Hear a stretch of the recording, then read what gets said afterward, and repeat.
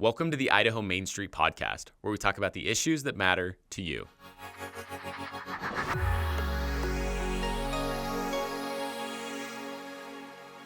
Welcome to the Idaho Main Street Podcast. We're thrilled to be here with you. You described yourself as an expert, right? You're a self-described expert in all things? No, I think that's what you said. Not at all. All right. Exactly the opposite. A jack of all trades, Hyrum Pitt, coming to us from Headwaters Construction. Jeez, and I almost messed up. You hooked me up with a hat today. Yeah. So not an official sponsor, but still hooking me up with merch. Yeah, you know. Could don it. Yeah, go ahead. those watching. We got a new run lately, so I just figured I'd bring one in. Okay, a lot of people are going to be wondering, what are we doing with a construction guy? But you've had a decade and a half of experience in the industry. Headwaters is involved in building residential, hospital, commercial, most importantly, schools. You guys do a bit of everything. Yeah. No, we always say in Southeast Idaho, you kind of have to do a little bit of everything. There's not enough of one, type to just specialize. So yeah, we'll do just about anything. And you work primarily in Southeastern Idaho, but you're also doing builds kind of throughout the region, multi-state, all throughout Idaho. Yeah, kind of the Intermountain West is where we'll go. Southeast Idaho is our home. It's where we want to work the most. I think if we have a client that we enjoy working with and they ask us to go somewhere else, we will. So we've gone kind of all throughout the U.S. really when we've gone with a client, but we try to stay close to home. So for all of us that have grown up in the areas and have watched all of our farm fields turn into buildings, we have you to blame for that? You know what? We just build them. So we don't fund them. Good answer. We just build them. But yeah, no, I think it's always been kind of one of those funny things where on one hand, you hate to see those go. I mean, I owned a house, and my wife, I remember she called me one day and was like, hey, there's people building right next to us, and they were out there cutting down trees. And so even someone in construction gets frustrated when that piece of land around you gets, disrupted. But on the flip side, like it's great to see beautiful buildings built. And so, I love what I do. And so, yeah, it's kind of bittersweet, I guess. Yeah, as much as I'd like to be frustrated with growth, I always appreciate it when there is a hospital I can drive to when I need it, or a school to be educated when I need it. Or a good restaurant when you want to go out. Oh, we're going to get to that, too. You guys build restaurants? Yeah, we've done a few. Okay. Yeah. Like I said, we've done... You do it all. We've done a little bit of most things. 15 years in the industry. How has the construction industry changed in the last little bit? I think obviously like most industries or like some, I don't know, the COVID pandemic was pretty impactful to construction, particularly with materials. During that time we saw a significant increase in material costs and equipment costs, but also like labor costs too, all went up. And so over the course of time, there's always like a steady incline of pricing. The cost of construction just always is ticking up slowly over time, just like everything else. But I would say there was a pretty big jump during that, 2020, 2021, 2022. And we're finally seeing that kind of soften a little bit. There's most materials we can get now, which is awesome. There are still a few things that are hard to get, but generally speaking, it's getting better. Yeah, you talk about that time frame, and I remember there being such a crunch on lumber, right? I remember Yes. lumber was just unreal. Nobody could get their hands on it. What led to that, and how come it seems like almost overnight we suddenly were able to get that under control? There was like a huge, from what I understand, it was kind of a mix between a huge demand and then also, a lack of, factories were going down because of COVID. So when there's a bigger demand for the product and less people or less time put into making the product, obviously there becomes a shortage. And so with shortage comes high prices. Yeah. It's kind of like whoever can pay the most. And yeah, those were tough times. But, lumber particularly is one where it actually has come back down, where some products have just kind of still gone up, but lumber has come back down. And are we glad? Not to pre-COVID, but yeah, it's definitely come down. How much does the housing prices in the state affect what you guys do on the residential front?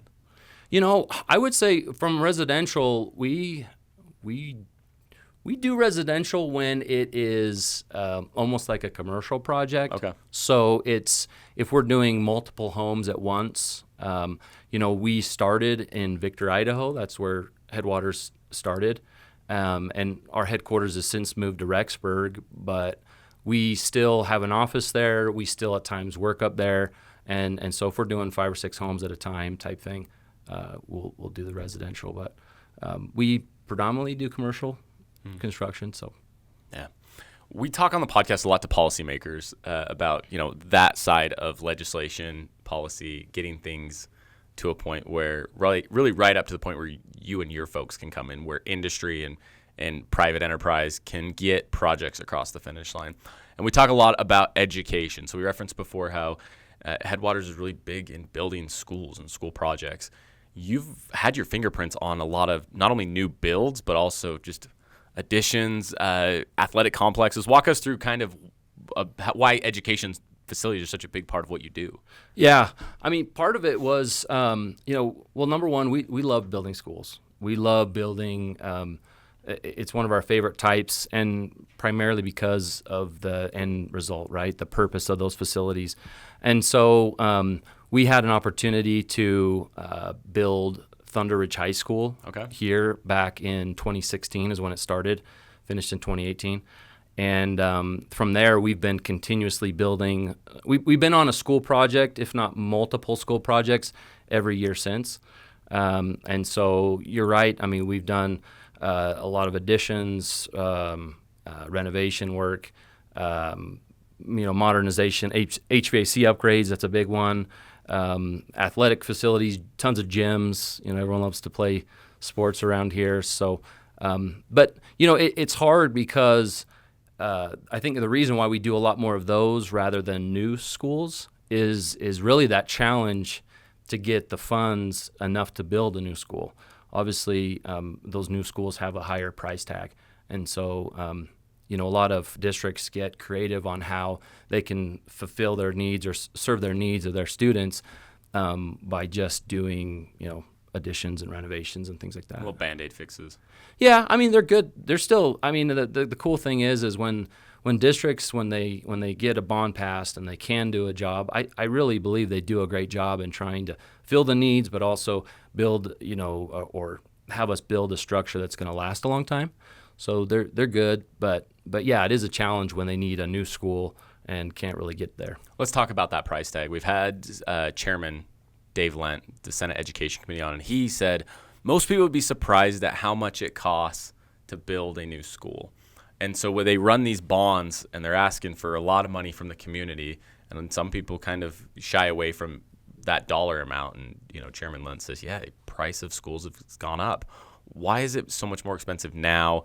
Is it just following the market across the board, or is there something specific about schools that make them so much more expensive than other facilities? I wouldn't say that. Well, a couple things. So first, like I said, we've been doing schools for the last few years. Since 2016, been building schools consistently, and year upon year, the price for school construction goes up. So there's never been a year where it goes backwards. Sure. So when people say, well, maybe if we just hold off and wait until next year, maybe it'll come down. Like, we haven't seen that. Now it could, but we haven't seen that. So I think that's one thing. The other thing, the reason why school construction I think is higher is, number one, so they build the facilities. They're used far more than many other facilities, and they get a lot of traffic. So for example, one of the predominant construction types in school construction in the area is like CMU blocks, or like concrete masonry blocks. Okay. And the reason is, it's a higher cost to build that way, but they're durable. They're kids are walking around, their backpacks are swinging. If it was drywall, they get banged up, they have issues. But with CMU, it's just like it's indestructible type thing. So the construction type of for schools is a little bit more costly.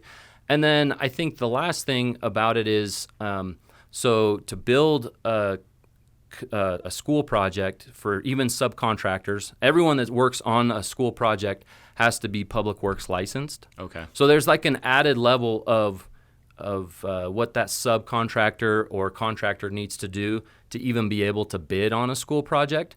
And that typically, a lot of times that means they're contractors that maybe have maybe could have a bigger capacity, maybe a little bit bigger contractor, and maybe their price tag for their work is a little bit more. So there's it's kind of a function of, I think, a lot of things, but those are some of the ones that I think add to that construction for schools being a little bit higher than, say, a commercial, retail building or something. Yeah, so some unique fixed costs that come with schools. Yes. What are some variable costs that, as a construction company, you guys can get creative about when it comes to being able to decide how you want to build these? Are there ways that you can say, well, we could go a little bit cheaper in these spaces? Is it, can you copy some designs of previous schools versus customs? Yeah, so there's a cost to design, and so some school districts do what they call a prototype design. So I'll just use, because I live up in Rexburg, and so Madison School District, they have a prototype elementary school. So if you go to 3 of their elementary schools that have been built in the last, I don't know how long, 10 years or something, they look all but identical. Okay. And so that's saved on some design costs. I think it's a good way to save money. As far as, as a contractor, we're oftentimes brought in early on in the design phase to do exactly what you're talking about. Budgets are tight. We need to maximize the dollar and what we call best value. We're not trying to just be the most expensive up front or the cheapest up front. We're trying to find what is that thing or that system or that material that's going to be right for that district. So we consider the longevity or the maintenance cost or whatever else. So when we're doing all those things, we kind of look for ways to save. And one quick example is, again, historically, a lot of school buildings are CMU, and we're talking exterior walls, interior walls, all CMU. Mm-hmm. We've seen where we've gotten creative, walls that matter, maybe exterior, or even some like down the corridors or big structures like the gyms. They still do out of CMU, but everything else they'll wood frame. Okay. Or they'll do metal framing depending on the structure and whatever. So we'll look for structure types. We'll look for finishes. We've seen a lot of districts go to more of a polished, not a polished concrete, that's expensive, but more of just like a sealed concrete look for the floor. And it's, again, indestructible, fairly cheap, compared to putting on some other product and having to maintain it, or carpet tiles or something like that. So we're always looking for ways to save, especially you got to get creative in this market. So you've taught me something already. CMU. I didn't know what that was. But now I know. I knew as a kid I always took my pencil and went through the little grooves. Yeah, and somebody, exactly. Poor janitor, come behind me scrubbing him. But yes, indestructible. Good point. And Thunder Ridge is a good example. Let's talk about that one because they had to bond for that one. All right, so they went to the community and they said, "Hey, we need a new school. District 93's got 2 right now, and we're busting at the seams. We need a new one." And they ran a few bonds that did not pass, and eventually they got to a price point and they communicated it to the voters. It passed with the supermajority required, and then they're given a chunk of money to go build a school. And as I talked to kind of the superintendent leaders of that school, they'd communicated we wish we could have gone bigger. We wish we could have done more, but we can only do so much. As you guys bid the project, is it sometimes a little frustrating? You say, man, we wish we could build for growth, or we wish we could do more in these schools. Yeah, especially because, like you said, it is so hard to get those bonds passed. Idaho is one of, I don't know the exact number. I tried to find it. It's hard to find, but it's 2, 3, maybe 4, but I think it's 2 or 3 of the states in the United States that still have a true 2/3 majority to get a bond passed.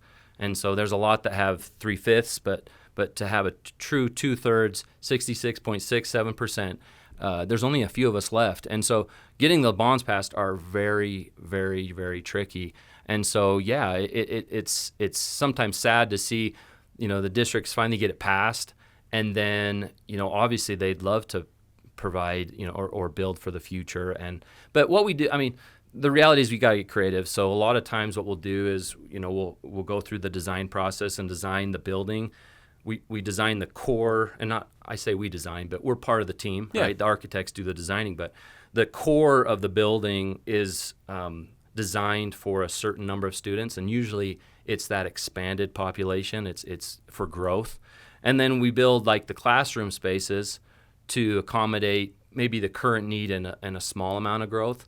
But then we plan for additions and wings and things. So like we worked on a junior high school up in Sugar City, and in that project there was about 4 or 5 different areas where we identified they could tack on a 4 classroom addition or another 6 classroom addition.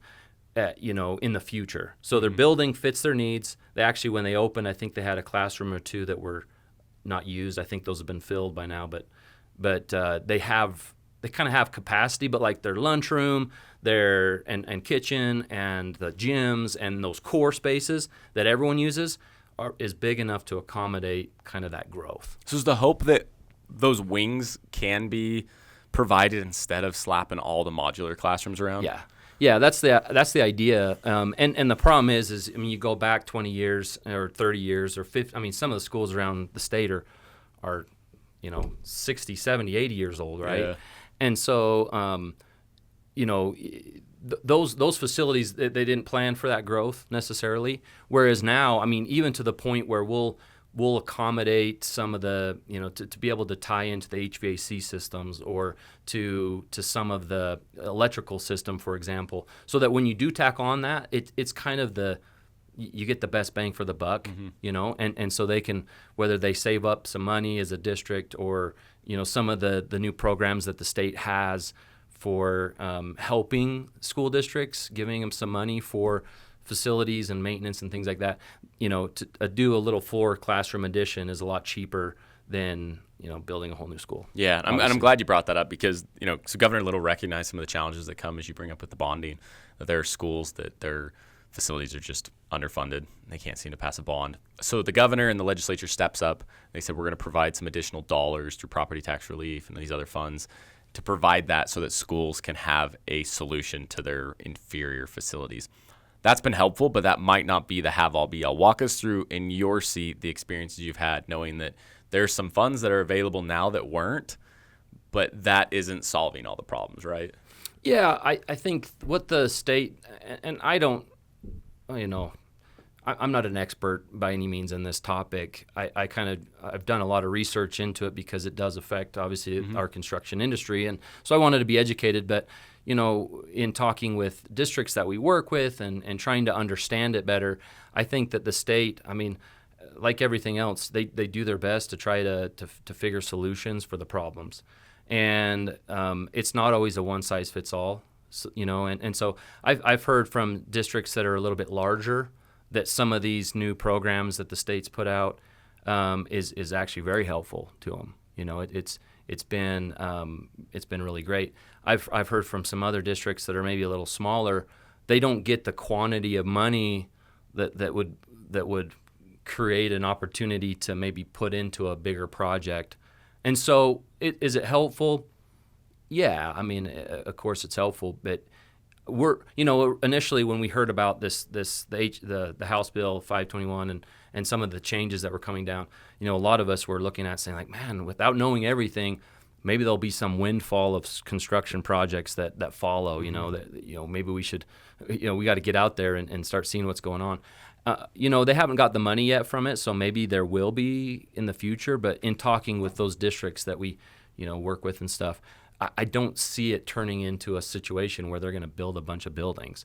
I read somewhere on, just in the news that out of the 124 districts in the state, only 9 districts are going to receive enough money that could put towards a facility like a $30 million elementary school. Those 9 school districts could do that, but the rest, the 115, aren't getting enough to maybe put into a big capital project like that. So again, is it helpful? Does it help them maintain and do a bunch of things? Yes. Is it going to translate to a bunch of new schools popping up? I don't think so. Yeah, but maybe a step in the right direction, maybe a message to the legislature of what needs to be done, or to the community of how to bond better. Well, that's the thing. I mean, at the end of the day, I don't know. I mean, I guess it's not for even me to know or decide or whatever, but the state probably isn't responsible or shouldn't be responsible for funding all the schools. I think in most states it's this way where a local community I mean, it's a local school board. They have local. I mean, everything about it's kind of local, right? Yeah. So it would make sense that local community gets to voice their opinion when it comes to funding those schools. I think it is challenging. That 2/3 again is a tough thing, but the school bonds still get passed at times, right? And you see schools get up and so it happens, but it is hard. That 2/3 is tough.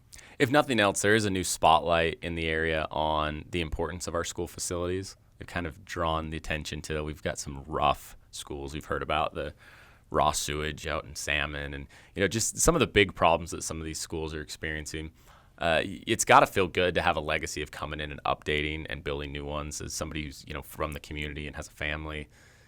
Kind of talk us through why these facilities have a disproportionate impact on, the education, the teachers, the community, the economic development. It's not just you're putting in a building, but you're really kind of changing the landscape. Yeah, and that's why, I mentioned as a company, schools are some of the best or our favorite projects that we get to be a part of. Because, every time I get involved with a school project, I go in and you start meeting the people in that community and understanding and seeing the level of devotion and even sitting. I don't know, when was the last time you went to a school board meeting in your area and sat and watched what they are dealing with and the challenges they're facing and what they're trying to accomplish.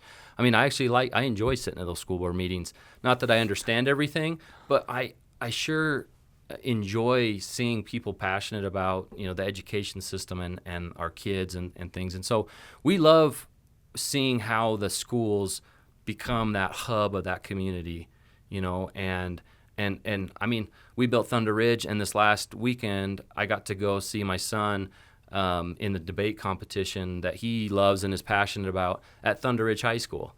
And as I walked through the doors, I remember the day when we went and, submitted on that project, how we won that project, how we worked tirelessly to build that project, because they compressed basically a 3-year design and construction window into 2 years to get that done in time. And we just all worked really hard to make that happen. And then now what it's doing for the community and affecting even, my kids. And so it's really, I love the school construction.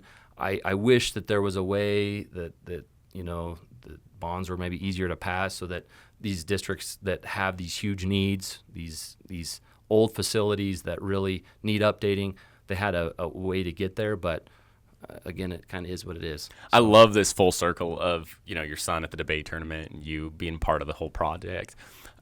It's so important as we look at communities, as you talk about it, the schools being a hub. I love the idea that this is taxpayer dollars, and we have to be really careful about how we're spending it. And Idaho has been historically pretty good about not throwing money at problems, but trying to think of a wise, conservative way. But as they wait in order to build, or they wait in order to add additions, sometimes that's not the fiscally conservative thing to do, because when a bond doesn't pass or when they hold off, it just means it's going to be more expensive later on. Are there times where you can see in the community like this is going to get more expensive every minute we wait to update this? Yeah, so I'll give you a good example. We did a project up at Teton School District, and it consisted of 2 new elementary schools and then additions and renovations at all of their other schools up through Driggs and Victor and Tetonia. And so that project, that bond passed. It was a $37 million project. And some of that was a gym. But anyways, a few years before that, they had bonded for basically the same scope of work. Basically the same projects. They had the same needs, right? So call it 3 or 4 years. I can't remember the exact time, but it was 3 or 4 years. And it went from like a $19 million bond to a 37 minus a few million for a gym. But so you're talking, that huge increase in only a few years, and, Wow. and they got basically the same thing. And so, and we see that quite a bit is, a bond doesn't pass, they ask us to reprice it, and a year goes by, and now that price just ticks up. And you're talking, a few dollars a square foot, but when you're talking a 2,000 square foot facility or, something that's like a large high school or something, that adds up a lot. And so, yeah, that just keeps just ticking up, unfortunately. So That's really well articulated about each year of it going up and rebidding it. You say you're not an expert, but I really think you know what you're talking about, Hyrum, which is helpful. Thank you. So at least in some things. How'd the son do at the debate tournament, by the way? He did good. It was like a novice. He's in 9th grade, so this was his very first one. So he loves it though. He's grown up. He loves to kind of debate. Yeah. So I'm a debate alum myself. Are you? It didn't get me a lot of dates in high school, but I felt cool walking home with those trophies. And one day your son might really make it and get to be a podcast host. Well, he wants to be a lawyer, and I said, the debate lawyer, that probably goes together. Good for him. Yeah. All right. Forecasting is your business looks at projects coming. We see every day growth in Idaho is not stopping. It might slow down at its rapid rates, but we're seeing, everything's popping up. And so as we see all of the residential homes that are being added, we see all the people moving in. Those kids have got to go to school somewhere. They got to go to hospital somewhere. What's the forecast look like from your point of view as to construction in the next 5 to 10 years in Idaho and the region? Yeah, that's a really good question. I mean, we think a lot about that. On one hand, it's interesting right now. There's a lot that's going on in the country, I think, that's, adding to just kind of everyone's kind of waiting to see, right? Mm-hmm. And so, because on one hand, I think as a company, we're going to have one of our best years ever. So you look at from that perspective, we're saying we're doing well, we're working hard. There's projects out there to chase and to build. And then on the flip side, we're seeing right now a lot of projects and owners kind of putting things on hold, pending rates, pending, what things are coming. And so we have seen a little bit of that slow, but then there's always still some that go. So I don't know. I wish I had a crystal ball and knew. I think we always talk about in Southeast Idaho, we have felt a little insulated. I mean, I've got friends in other parts of the country that are builders, and they're feeling the effects of things differently than we are. I think people are coming to Southeast Idaho. They want to come here for a myriad of reasons. But because the people are coming here, houses, obviously the residential, then behind the residential, people want places to go shop. They need places to go to eat. They need schools to go to. Even public infrastructure we've seen a few fire stations and heard about a few kind of police station projects that may be popping up in the area. So you start getting, those types of projects as well. So I'm optimistic. I guess I'm in business development, so I'm kind of up front, and I have to be optimistic, right? I think that Southeast Idaho is going to continue to see some great growth, and we'll see a lot of construction projects as a result. Yeah, I like optimistic. We wouldn't want any pessimists on here. Now, you sit in a very unique seat. Most people we have on the podcast, as I mentioned, elected officials, name are on the ballot. I take it you don't have any intentions in the near future to run for president or governor? No, okay, not at all. So no secret agenda here, but this is your livelihood. This is your community. This is your kids' education.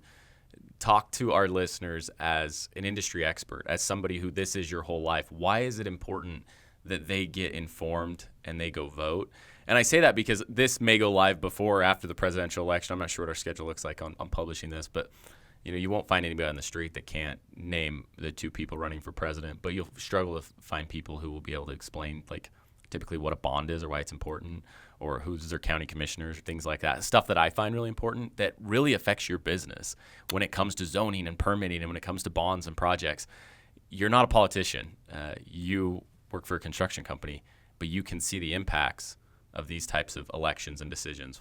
Walk us through that. Yeah, no, that's great questions, Brennan. Thanks for that. The first thing that comes to mind, in my little department at work, the people I work with hear me say something a lot, which is it all matters. Like don't take for granted the little details. And we're working on marketing things and stuff, and so it's the point is to emphasize, just to care about the little things. And I think it goes to what you're saying. It's all connected. It all matters, right? So when we take the time to get involved and maybe understand those local officials that we're voting on, they may feel the same way we do, or they may not.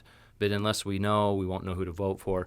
When it comes to those bonds, I would say what frustrates me a lot when we get involved in these projects and they're dependent on these bonds, and what's frustrating, I think, is when people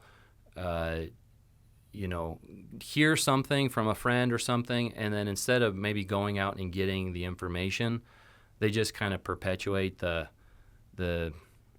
whatever they heard. Mm-hmm. And the hard thing about that is I believe that school districts and school boards, they want these bonds to pass because they need the tools to do their jobs, right? And so, I guess I don't think they have some weird agenda or whatever. They're just trying to do the best in their job that they can. And I think when patrons of these districts get educated on the needs that the district has, you still may vote no because you're just against taxation or whatever. That's fine, but at least understand the needs that are had there. I mean, understand the facilities and go walk one. I promise you, any superintendent would walk with any patron through their facilities to help them understand what they're dealing with. You know what I mean? Yeah. So it like I said, it all matters, right? It's all important. It all matters, from putting the shovel in the ground and getting these facilities built all the way back to voting on the bonds. Now, you're a new fan to the podcast. You may or may not be aware of our inaugural tradition of any new guest has to answer a couple very tough questions, okay? Bring it on. And the first one's actually right up your alley because you've built restaurants before. So as you've traveled throughout the region, we'd hope in the Gem State at least, one restaurant you'd recommend that everybody, if they were around that place, would try out.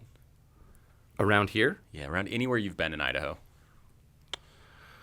Ooh. My coworkers, they kind of call me a little bit of a foodie.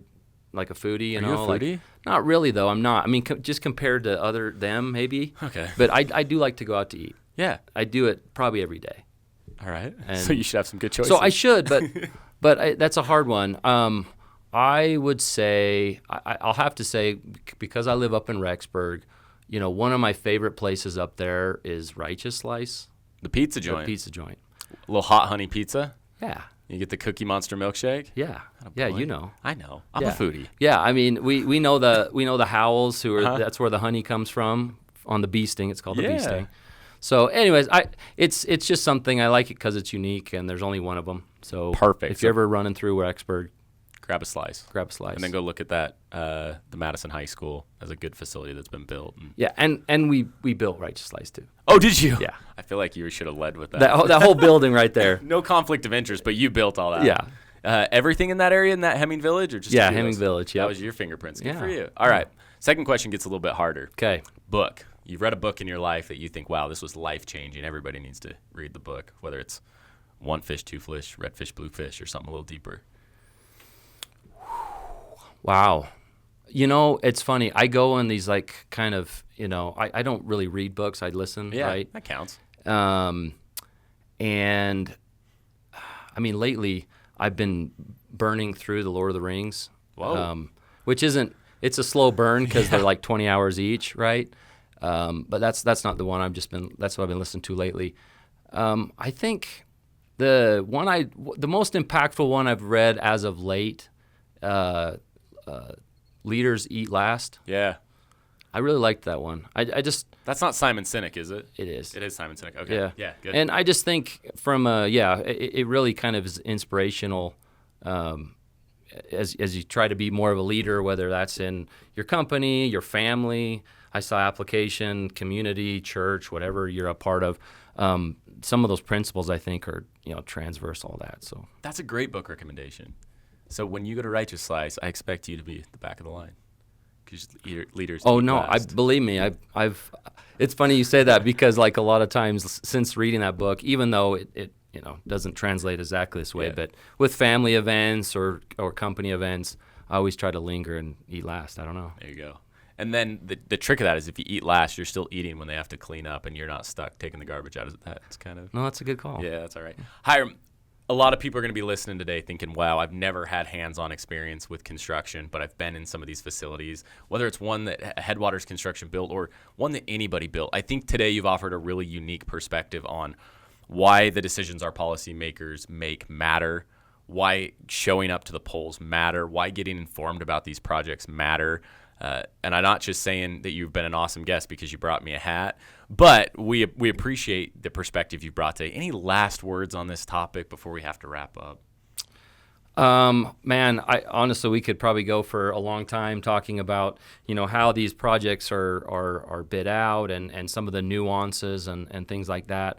But I think ultimately, just to kind of finish out is that we just sure appreciate being involved in school projects in the area and, having our fingerprints, so to speak, on those projects, the communities we get to work with, the school boards that we get to work with, the superintendents we get to work with, and so no, we love that that's part of our business.